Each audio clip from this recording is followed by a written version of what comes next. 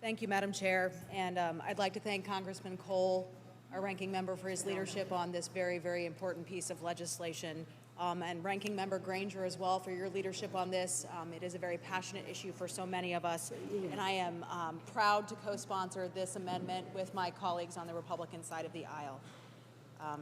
Madam Chair, I rise today in support of the Hyde Amendment, this very important pro-life amendment offered by my dear friend and colleague, Mr. Cole. I rise today in support of the unborn.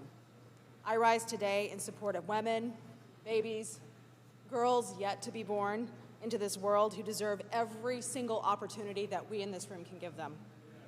I rise today in support of the women who need encouragement to choose life, not coercion to end it.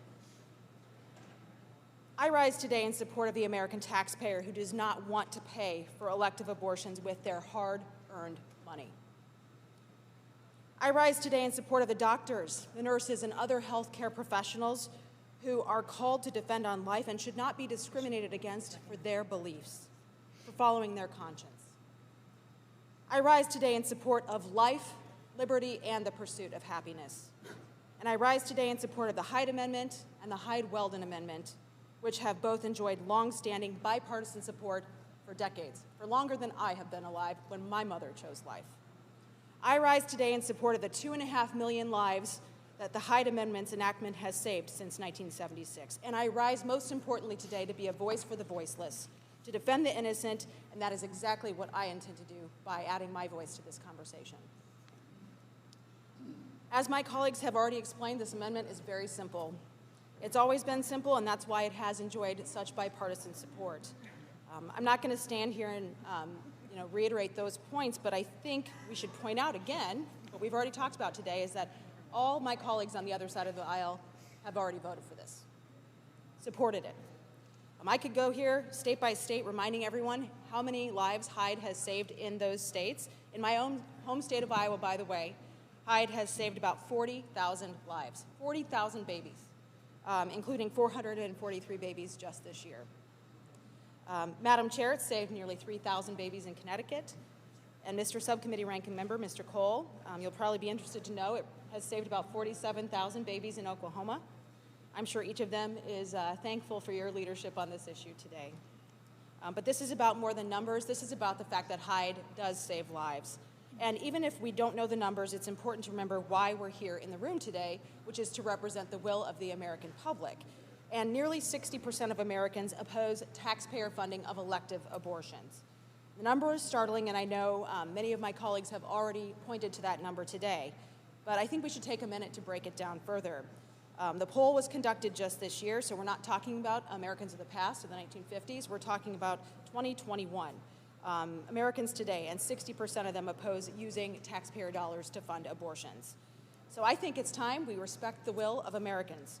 These Americans are sitting around their kitchen tables right now worrying about paying their bills. They're worried about their jobs. They're worried about their loved ones, especially coming out of a devastating pandemic. They're worried about getting a spot in childcare. They're worried about putting food on the table, keeping lights on, and making ends meet. Those are the real kitchen table conversations happening in Iowa and around the country. They're working hard for their paychecks, and they hold strong convictions, much like most of us in this room. But what an absolute slap in the face to the millions of Americans who are working so hard and strongly oppose elective abortions, to tell them, hey, you know what, we know you're struggling, but we are going to fundamentally force you to do something you don't agree with. Send your taxpayer dollars here to Washington, and we're going to use them to pay for this horrible act that you oppose. That's just wrong, and it's reprehensible, and I'm frankly ashamed that we are even having this fight today.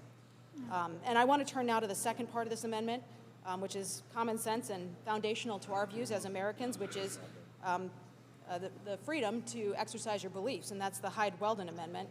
It's a classic non-discrimination provision that's been enacted every year since 2005. All it does is prevent the federal government from discriminating against healthcare providers because they refuse to provide abortions. We're talking about Americans' basic rights to live out their lives and beliefs without the heavy hand or reprisal of federal government. Forcing doctors and nurses to go against their conscience is un-American. And while we're on the subject about conscience, not health care, because elective abortion is not health care, Plain and simple, elective abortion is not health care, and doctors and nurses should not have their rights trampled for it. We talk a lot about civil rights here, but this place does seem really eager to throw them out the window when it comes to abortion, and I believe we are better than that. So instead, I'm going to try to appeal to your conscience today because that is what is guiding me in this fight. I can tell you, as a mother of 2 boys, Max and Jax, I cannot imagine a world without them in it. They're my boys. And I think all of us should consider the worth of our own mothers to make that decision to bring us into the world. I am grateful that our mothers all chose life and we're all in the room today together. And that's why I'm going to be voting yes on this amendment today. So again, I can get you the data, I can get you the numbers, but we have the facts, and that's what this is about. But if it's about what's right from wrong, I can't really help you with that. That's your own personal choice. That's your conscience. But I think what I can tell you is that I know life is precious. It's worth fighting for. The American taxpayer is with us on this. The American taxpayer is worth fighting for. And I'd encourage you all to respect that taxpayer. Let's honor the taxpayer's wishes. Let's not use their money for elective abortions. And let's not silence and punish our healthcare workers who are following their own conscience. The Hyde Amendment saves lives. So let's save some lives together here today. Thank you, Madam Chair.